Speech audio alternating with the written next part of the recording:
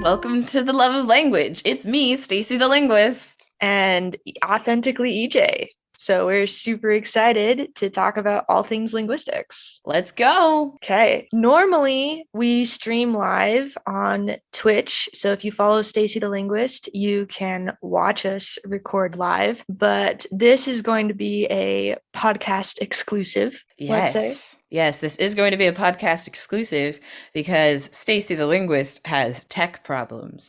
And so to avoid computer crashes and tragedies of, just tragedies, this is indeed going to be a podcast exclusive. Hopefully we'll be back live on Twitch soon.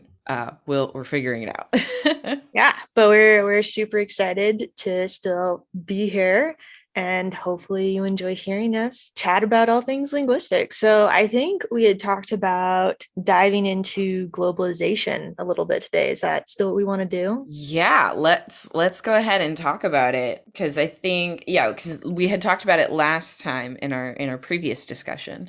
And so it kind of just seemed like the next step, talking about language prestige, globalization, language spread, things like that, and I think is where we were going. Yeah. And globalization is like a super, super huge topic. So I think, in the time that we have for the podcast, we're like hardly going to touch Yeah, we're gonna on so much of scratch it. the surface. Exactly. They make textbooks on this topic, folks. They teach classes at universities about this topic, folks. Definitely. Yeah. So we're just going to have a little fun scratching the surface, like Hmm. Stacey said, Yeah. and that'll be great. So, I guess what are the biggest, maybe most important things you think we should touch on here? I think the biggest thing that we need to touch on is probably the biggest thing that stands out to me is the prestige around English and why that's the case. And I think, why that's the case is the most obvious answer. It's colonization. Right. And the prestige that kind of comes from people from white people who spoke English and then took that to other places and forced that on other people. While language spread is a very natural process, typically, there are, I guess, less natural ways of it spreading around, and that is by colonialization, enslaving other people, enforcing your language on a society that maybe didn't need it in the first place. And that's something that happened with English. And that's why like a good chunk of the world speaks English now, is because of a lot of the colonialization and stuff that happened. Imperialism, all of that. Mhm. Yeah, let's dive straight into like the heaviest, hardest part of this, I If we're gonna guess. talk about globalization, like we gotta just get into it because it is a nitty gritty, dirty topic. It's It not pretty. is. It's It not pretty. is. And like I do want to point out, like let's focus our conversation on English because otherwise I think it would be really broad. But Hmm. English is not the only language that this has happened Absolutely with. not. Like even before Europeans came to the Americas, the Aztecs conquered a ton of other nations and spread their language. Like every instance of conquest, you do have this where a language takes over. And also, there's languages or countries where you have an official language and they mandate that being taught and used in schools, even in minority areas. So definitely English Hmm. isn't the only area where this happened. But yeah, let's dive a little bit into that. So like with colonialization, I guess we would start with, Europeans conquering, exploring, coming to the Americas, Africa, like all over the world, Hmm. and spreading language through conquest. Yeah. If you think about it, I mean, you mentioned a really good point. Like this is not something that's new per se. If you think about any of the Romance languages, those didn't come supernatural. Those kind of like, those also probably came through like conquest and stuff. From like, French is partly Gaelic as well, and from the Gauls, and so that's why like French kind of sounds a little bit different, is because it has those like Latin roots from when the Romans conquered things. So there's like, it's a common thing for like the conquerors to enforce their language on people. But yeah, English is definitely one of those big ones. And Spanish is another one of those big ones. And you can kind of tell, how far a language has spread based on like the various dialects of it. So you think about English, it's spoken in North America, it's spoken in a bunch of places in Africa, in South Africa, it's spoken a lot in India. It's like one of the biggest languages in India, and Australia. That's just to name a very select few. Right. And then as the Industrial Revolution like really took off and like big business started becoming a thing, people started getting a lot of wealth, and a lot of those wealthy people were Europeans, and specifically like English speaking people. As the United States rose and became a massive political power in the world, that has just further like surged the use of English into like the forefront of people's minds. If you want to be associated with that power, you got to use the language that the people with power are using. So Right. it just kind of made sense for English to really like take off once all of these political, socioeconomic, other like factors started playing into things. So not only like once English spread, it didn't just spread, it grew. And I think that's something that's a little bit unique to English, as opposed to like other languages that have spread across the world, is that it not only got spread out, but the prestige behind it is really what like forced it into people's mouths and their minds. Right. Yeah. And I guess something I do kind of want to point out, like both of us who are speaking on this podcast, like we are white, we're native English speakers. I'm Yes. assuming you're also from European descent.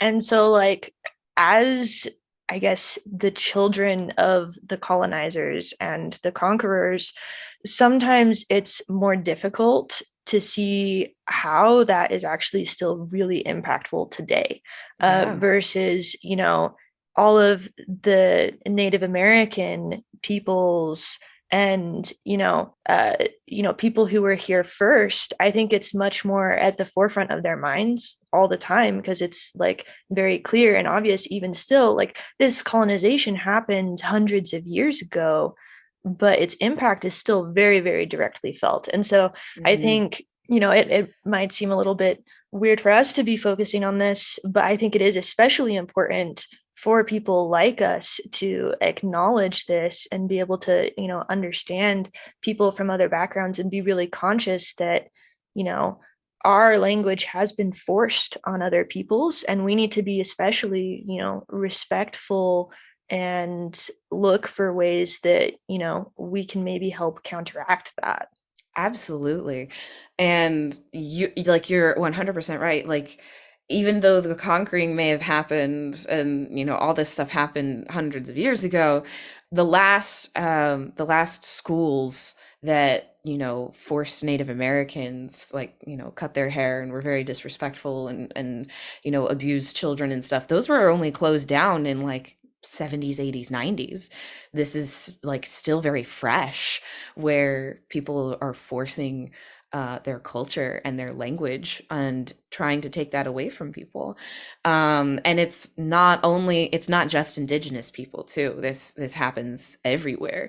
If you think about people in public school systems, where someone might grow up bilingual, speaking Spanish and English, but in the public school system they're discouraged from using Spanish, told that they're maybe not smart because they're bilingual, or that no one's going to understand you if you speak Oh, Spanish. oh my gosh, I Um, could dive so far into that we because we like can we can go into that in another one. But definitely. The prestige around language, the negative thoughts around bilingualism, that's a whole other topic we could get into. But things like that perpetuate these things. And like EJ said, we are both people who come from like linguistically prestigious backgrounds, and they're totally right in saying that, you know, we do have to acknowledge that and work towards that, and work towards, you know, helping other communities and their linguistic backgrounds. And I guess because I'm more like involved in the field, I have a little bit more of a hands-on idea of how linguists are doing that. So linguists are not just people who sit and write papers about abstract concepts in syntax and phonology, although we do that. Oh, yes. We do that a lot. It's also a responsibility of the linguist to help in endangered languages and language growth, language revitalization. And so, because globalization, because English and other languages have kind of pushed out indigenous languages, it is our responsibility to help those communities. And that's not to say that linguists like have any particular set of skills, or like they're special in any way, or like these communities desperately need us. No, we're not saying that. We just happen to be people who are particularly invested in language, and know what you would need to do to document a language, Oh, to yeah. what are the key parts of a language that you need to keep alive, or what are the concepts that need to kind of stick around, or things that you may need to reinforce, things you might need to include in like a children's book to teach a child that language and grow it Oh, that way. I love that. And I would also point out, like, linguists don't do that in isolation. Like, it would be No, impossible for linguists to just come in and do that on their own. They have to no. work really, really closely with the native speakers Yeah. and the people from generally multiple generations who speak the Hmm. language fluently in order to help preserve and promote, the continued learning of that language. Yeah. And there are so many communities, especially communities in Australia. I want to like call out Aboriginal communities, because a lot of I was doing some just independent work on the Twitch stream. We were checking out a Pama-Nyungan language, and the Pama-Nyungan language family is massive in Australia, and there's a bunch of different sublanguages within it. And a lot of the communities are doing the work themselves, which is really, really good. And we love to see it. If there like a linguist were to come along, we can kind of help direct the work a little bit more. Say, all right, this is what we would need to form a dictionary. This is what we would need to like, you know, start children like learning this in schools. This is, you know, sort of working with the community to build it up even more. Definitely. That's something that a linguist should do, kind of like does Right. in addition to everything else. Definitely, definitely. Another interesting thing I think also is it's not just individual linguists, but there is also sometimes a business motive behind this. So you get, especially like language learning apps and companies like Duolingo, which actually offers a course in Navajo, for instance. And some of these, I'd like Duolingo is not the only one, but it is one of the more popular language learning apps. Mhm. Which But we can they spend a can, whole episode talking about those. I oh, have so yes, many opinions. we should. We definitely should. I wrote my master's thesis on language learning apps, actually. A super, super fun topic. We can probably do like a small series on that if we want. We totally could. Yeah. But those businesses and that technology can also, help people along. I don't think most people who use like Duolingo to learn a foreign language get fluent, but it definitely helps raise awareness and document the language. Absolutely. Absolutely. Yeah, there are lots of pros and cons to language learning apps, and we can definitely talk about that. But yeah, it like when people show interest in the language, companies want to provide. And in doing so, they support the growth of that language, not only within the community itself, but like outside of the community, and getting people engaged and involved in the language, learning about it and its history and the beautiful nuances of it. Because there are a lot of very interesting linguistic phenomena that happen in indigenous languages that you don't find elsewhere. So not only do we want to support communities and, kind of break down some of the globalization that has happened, we also there's also all of these beautiful like agreement phenomena and other phonological things that happen. Fun things Definitely. like intricate kinship terms are always a big one that you find in Australian languages in particular. Hmm. Stuff like that is like super interesting from a linguistic standpoint, and helps us as linguists better generalize over all languages, because we have to consider all languages, and English is not all languages. Definitely. And I'm going to like bring this up super briefly because it's another thing we could spend an entire, series of podcasts on. But I do want to touch on the Sapir-Whorf hypothesis, Yeah. which is the idea that the languages you speak actually influence how you think and maybe even what you're capable of thinking about, because what you have the words for does impact how you view the world and what you're able to express. And the fact that, like Stacey was touching on, these languages all use different constructs. We're going to have different idioms across languages. We're going to have different words. And so there's also a question of, by maintaining these languages and by learning about them, are we also preserving a way of thinking about the world? Yeah. And we won't go into the Sapir-Whorf hypothesis. For those who are curious, it is partially valid. It is a partially valid hypothesis, and we can dive into why that is in another episode. And why it's Um, partially not. Like yes, it's and why a it's it's a partially not. fun discussion. It is a very fun discussion. One that also involves the movie Arrival. If anyone has Oh, seen the movie so Arrival, good. it's basically a fantasy drama about the Sapir-Whorf hypothesis and how far you can take it. I It's a love that really film. it's a really good thought experiment. I really enjoy it. It's also one of the few movies and stories about a linguist, and It's great. It's it's great. great. It's great. Um, Maybe we can touch on a slightly different angle for globalization right now, though, because yeah. I think, we've talked a good amount about the cons of globalization and how conquest and colonialization Mhm. can, diminish original languages and native languages.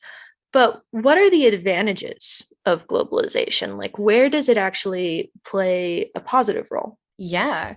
Um, so again, we've talked about language spread is a natural process. It happens when people from other groups interact with each other, and they need to find ways of communicating.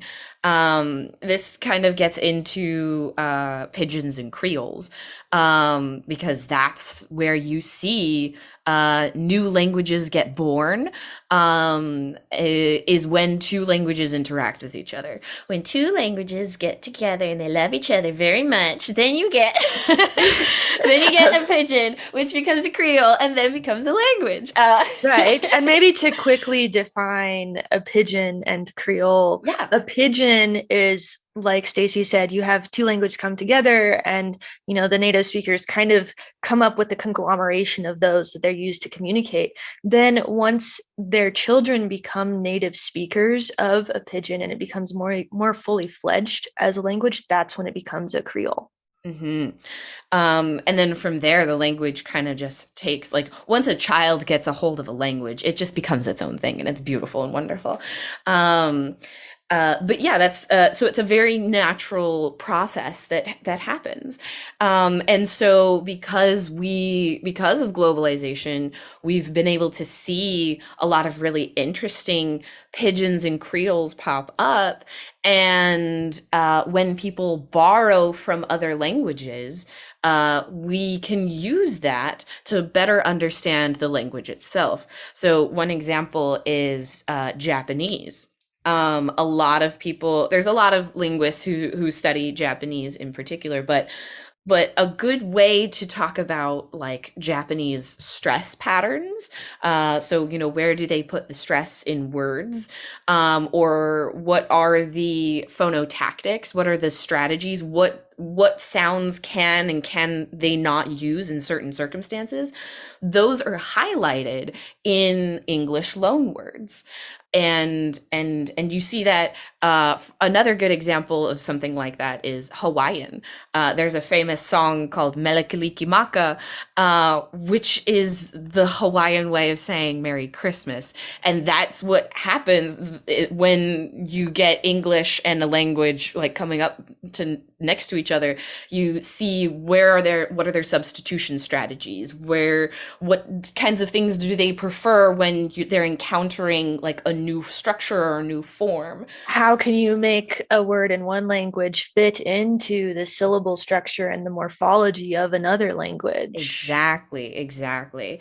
And so it's super good as for linguists in a lot of cases because we can look at these linguistic interactions and we can see maybe where these loan words have taken root in the language and understand more about how that language is functioning at a core level when it's kind of stripped of some of the other parts of the language. So linguistically speaking, the like loan words and language interactions provide a super rich insight into human cognition and different strategies that languages use when interacting with each other.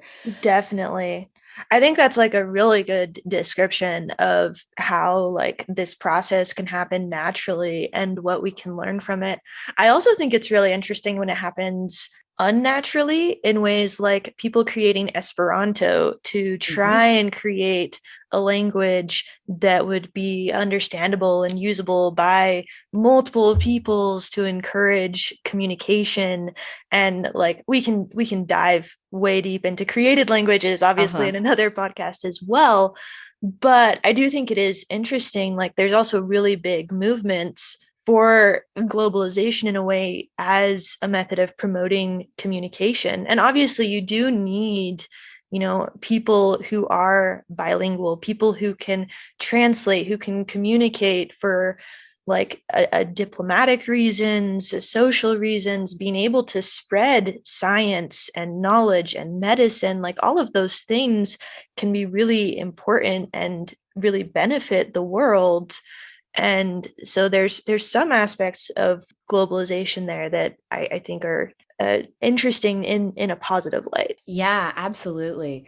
Um, like having more universal communication systems, like that's not something that humanity needed like 30, 40 years ago.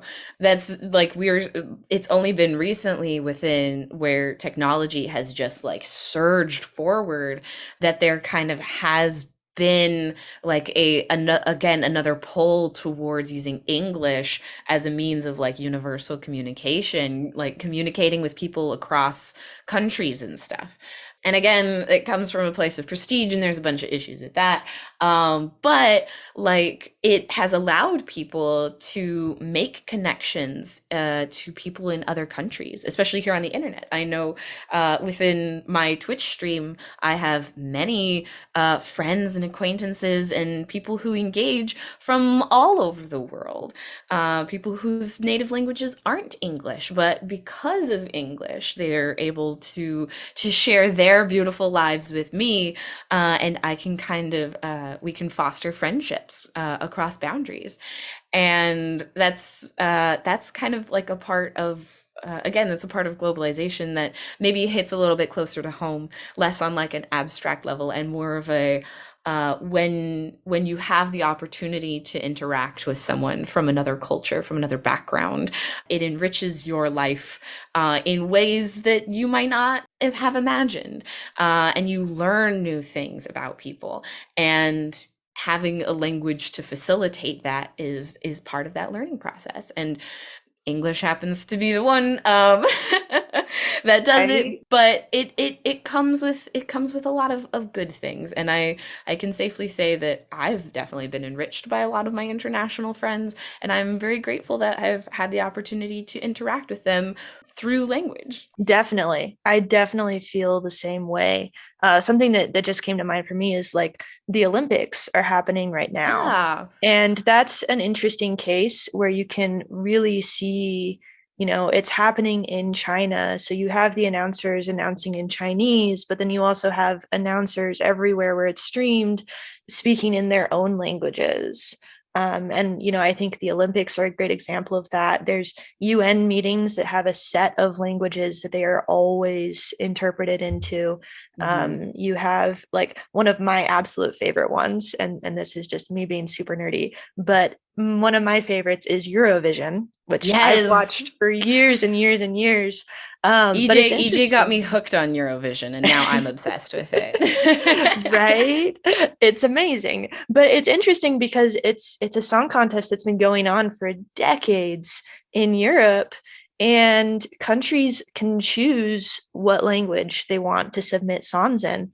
And there have been recent winners that have been in Portuguese or Italian, while there are a lot of entries that are in English, so that more countries and more people can understand the lyrics. Those songs in other languages have still become incredibly popular. Hmm. Absolutely. But yeah, there are a ton of languages that are used in Eurovision, and it's so great. I love being able to hear people sing in their native languages, and for that to get, for that to have that prestige. This last year's winner was Italy, and I believe they did sing their song in Italian, and They did. it's so good. It's such a good song. Oh my God. I could go on for I could make an entire other podcast episode about Ukraine this last year. Just Oh like yeah. shout out to Ukraine for killing it. That song is, oh, it hits you at the Okay, core level. Anyway. let's do an episode on Eurovision. So I guess there's like a ton of events. There's a ton of different things, but maybe to kind of sum up what we've talked about with Mhm. globalization, like we definitely need to be really careful that one language's spread isn't diminishing other languages. Mhm. And we need to acknowledge the historically problematic areas where languages have been forced on other people, Mhm. and we definitely don't want to have that be repeated. But we can also acknowledge the areas where globalization has been a positive thing, and where it's allowed us to share cultures and experiences and science. And so hopefully we can promote that kind of globalization. Yeah, yeah. I mean, just with everything else in the world, there's a bunch of gray areas. Nothing is perfectly black and white when talking about, we've been talking about all these other things, descriptivism versus prescriptivism, linguists versus polyglots. We put these things in like a sense of duality, and it's never the case that things are all fully good or fully bad, and the fact that we're attaching morality to things is a whole other subject. Um, Right? and the same goes with globalization, which does have a little bit more of a moral impact than, say, descriptivism versus prescriptivism. But they're related. They are definitely related. Absolutely. I mean, that's why we're talking about it. It's just a natural progression of our discussion from earlier episodes. So when talking about this, you got to talk about all the facets of it. And I think we really have covered sort of the good, the bad, the ugly, and the beautiful. Yeah, definitely. So I guess we'll end there. Thank you so much for listening to our podcast today. Definitely, you can follow us on Instagram at For the Love of Language. Definitely feel free to leave comments, ask questions that we might be able to cover in future podcasts, and follow Stacy the Linguist on Twitch to normally see us record live. But thank you so much for listening, and we hope to see you next time. Yeah, and huge shout out to DJ Blue, our friend Azul, for doing the music for our podcast.